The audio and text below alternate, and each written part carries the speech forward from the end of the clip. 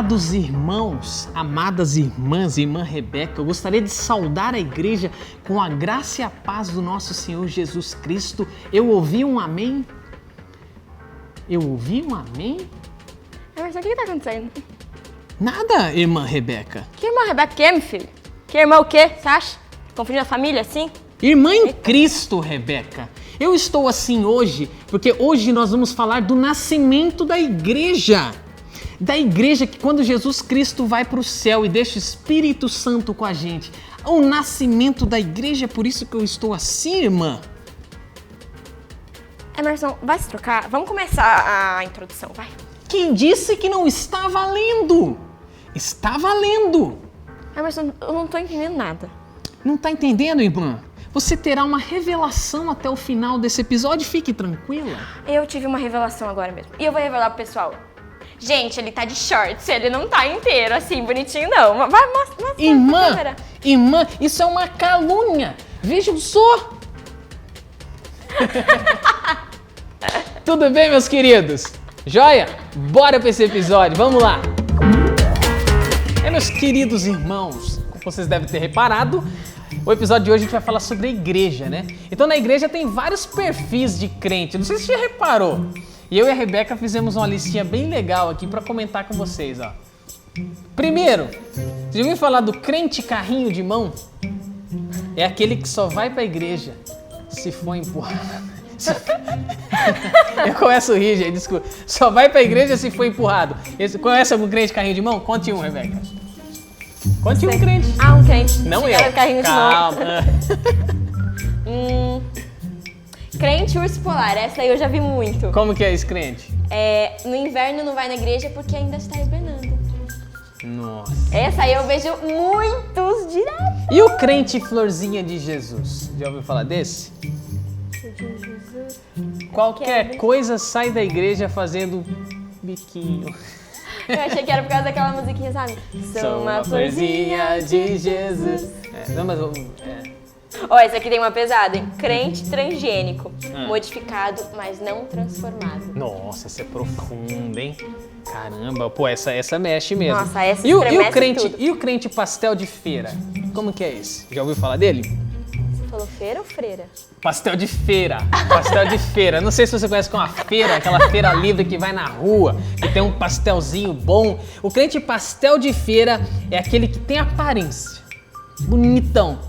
Mas quando você morde, bebê, é vazio, só tem vento lá dentro. E eles são geralmente muito caros. É verdade. O pastel de freira. De freira não, de feira. Vai, mais um de cada pra gente fechar essa... Crente rojão. Ixi, como tem é? fogo e faz muito barulho, mas logo se apaga. Nossa. O crente noiva. Já pensou que existe o crente noiva? Sabe qual é esse aí? Eu sei. Que só chega atrasado. Conhece algum crente noiva? Eu conheço vários, hein? Mas eu quero saber que tipo de crente é você. Quer ver? Eu tô com um negócio no Instagram aqui bem maneiro, ó. Vem cá que eu vou fazer com você. Fica em pé aí. Vem cá. Eu vou colocar meu Insta aqui, Jesus, ó. Não... Ó, que maneiro. Deixa eu abrir meu Insta aqui. Tá. Tem que prepara pegar um aí. bom ângulo, tá? Hã? Tá bom. Ângulo. Peraí. Quero só ver que tipo de crente é você, hein? Cadê? Deixa eu ver. Vamos ver. Crente noiva, só chega atrasado. Olha, mas em minha defesa, eu não tirei carta ainda. Então, é por causa dos meus pais que eu demoro. Tá, rapidinho. Como é que eu salvo aqui? Ficou boa isso aqui. É nesse aqui. Aí vai aparecer salvo, aí você X. Salvo. Ah, pode apertar X, então vai lá. Vamos ver, você concorda com esse? Tá valendo aí? Você concorda com esse, que você chega atrasado? Você é do tipo que chega atrasado mesmo? Não, sou mega pontual. Então vamos ver outro, então. Vamos ver que tipo de crente é aqui. Vamos lá, hein? Vamos lá. Crente pinguim. Ai, que eu sou muito fofinha. Não, é um crente frio mesmo. Ai, misericórdia. Nossa, que triste, né, Credo. cara? Não, peraí. E você? Vai, então você vai fazer agora de mim, hein? Vamos ver qual tipo de crente você é. Tá pronto? Crente leão, se acha o rei da igreja. Bobinho, se acha. Mais uma aí, vai. Achei que Vai. errou esse aplicativo aí. Vamos lá, preparado? 3, 2, 1 e... crente Raimundo, um pé na igreja e outro no mundo. Uou! E vocês? E vocês? Que tipo de crente vocês são? Parou pra pensar já sobre isso, hein? Fala galera do UltraPix, a gente tá aqui mais uma vez e o nosso episódio de hoje é sobre a história da igreja. A história da igreja é isso mesmo, como nasceu a igreja. Você já parou pra pensar nisso? Você já se perguntou como você tem hoje o que a gente tem, né, por aí afora de igreja? Então assim, hoje você faz parte da igreja Red. E a Red é uma igreja, né, que a gente se encontra lá no colégio, a gente tem a casa da Red, mas o que é a igreja? Para que serve a igreja? Qual é o papel da igreja? Você já parou para pensar nisso? E principalmente, como nasceu a igreja? Para que a igreja foi criada? Quem criou a igreja? Todas essas são perguntas válidas que hoje no nosso episódio a gente vai esclarecer. Então, vamos lá. A primeira coisa que você tem que entender é que quem criou a igreja foi Jesus. Isso mesmo, Jesus criou a igreja. Isso começa lá em Mateus 28, quando ele está ali com seus discípulos, perto de ir embora para o céu. Depois dele já ter ressuscitado, ele chama os seus discípulos e fala assim: olha, toda essa mensagem que vocês receberam de mim, essa história de amar o próximo, de amar a Deus, de cuidar das pessoas, toda essa mensagem de amor, eu quero que vocês passem essa mensagem adiante. Eu quero que vocês falem para todo mundo que Deus ama as pessoas, que as pessoas agora podem ser salvas se elas acreditarem em mim. Jesus falou para os discípulos. E lá em Mateus 28 ele fala assim: então vão pelo mundo inteiro, preguem a mensagem de Deus, falem desse amor, façam discípulos, porque então essa mensagem precisa se espalhar para o mundo inteiro. E aí Jesus falou para eles fazerem isso e disse que através da igreja essa mensagem ia ser pregada, esses discípulos iam ser formados, né?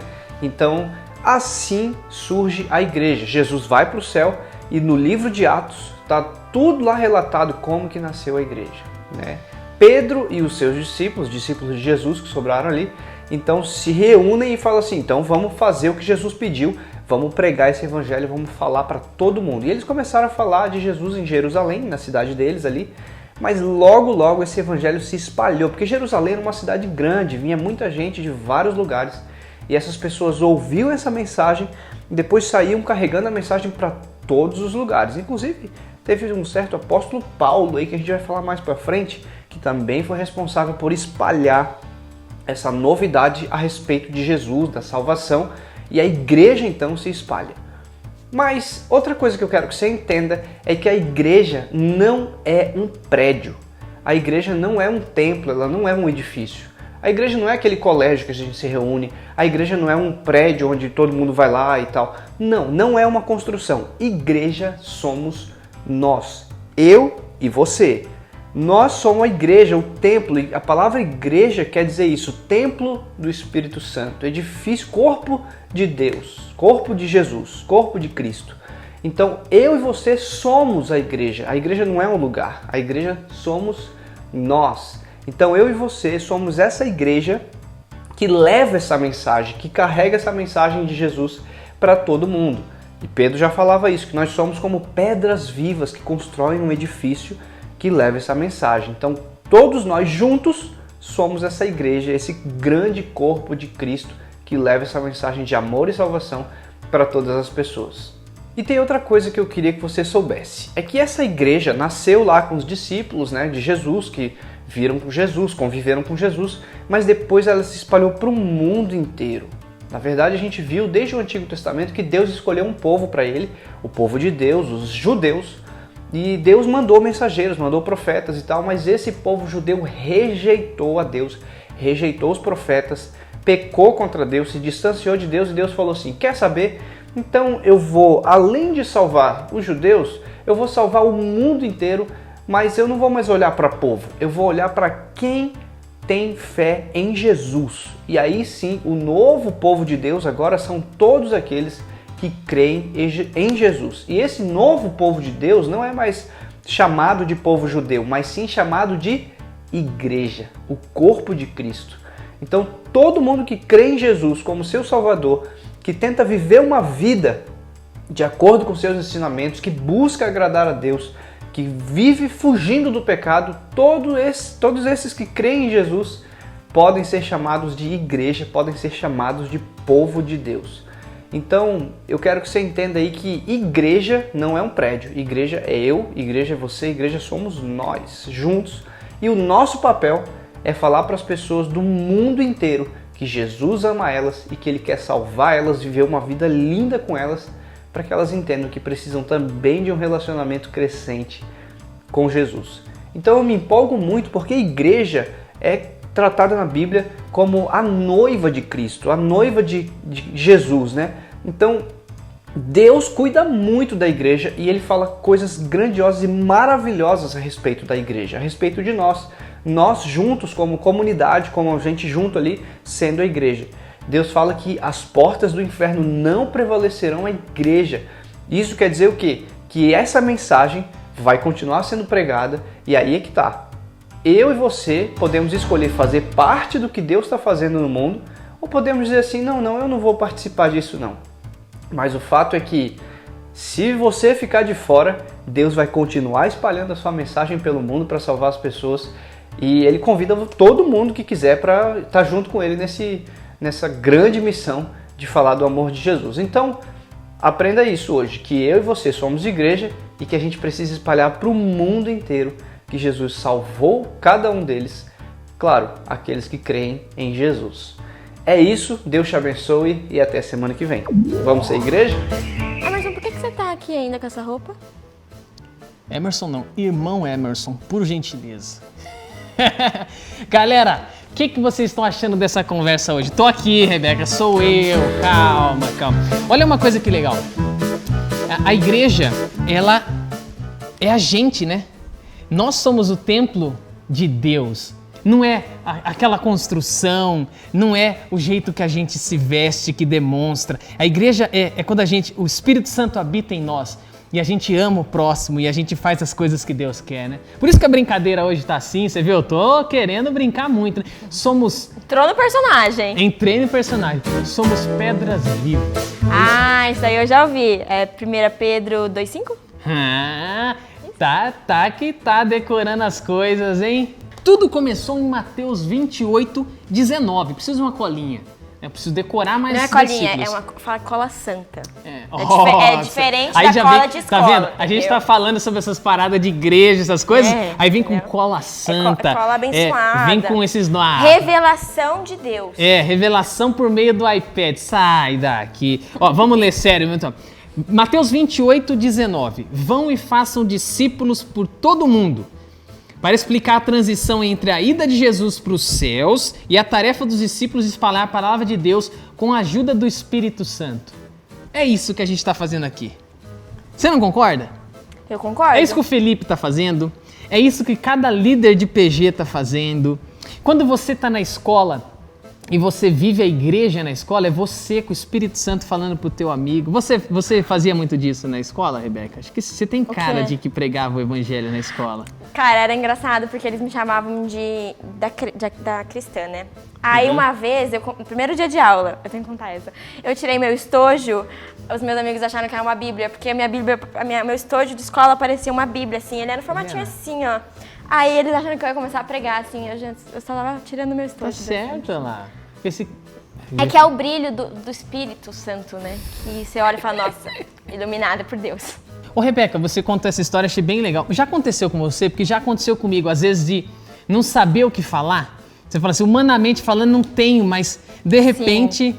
Aí ajuda que o Espírito Santo nos dá, né? Que é a mensagem que ele nos coloca, algo que você jamais conseguiria talvez elaborar. Colocar em palavras, entendeu? E isso é maneiro, essa é a ajuda que quando Jesus vem e fala assim, mas eu vou deixar o Espírito Santo Consolador com vocês. Pô, isso é maneiro, isso acontece direto, né? Até a gente como adultos, às vezes a gente está envolvido em algumas coisas e fala, e agora, o que eu faço? Eu não sei o que fazer, Deus, trabalha por meio de mim, né? Pô, isso é bem maneiro mesmo. Tem um lance Cristão também, check. Irmã Rebeca, quer dizer, eu tô aqui muito hoje. A palavra de Deus, né? Ela começa lá com o povo, com os judeus, Jerusalém, né? Povo escolhido. Povo escolhido. Mas chegou até a gente aqui. Você é judia? Acho que não. Acho que não. Eu também não sou judeu. E olha que privilégio. Tá vendo? Jesus, ele veio para todos. Para todos. E a palavra chegou até a gente, nós brasileiros aqui do outro lado do oceano, milhas e milhas distantes de lá. Ah lá, Jesus Cristo chegou aqui pra gente. Isso é muito, muito legal, não é? Ah, eu acho que eu sempre me sinto muito assim, sabe, com Jesus.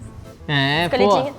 Não, seu... As meninas não, né, porque eu sou só uma. A menina dos olhos do Senhor. Ó, então vamos falar de história também, que é bem legal a gente lembrar. Você ama história, então, né? Mas eu gosto demais de história.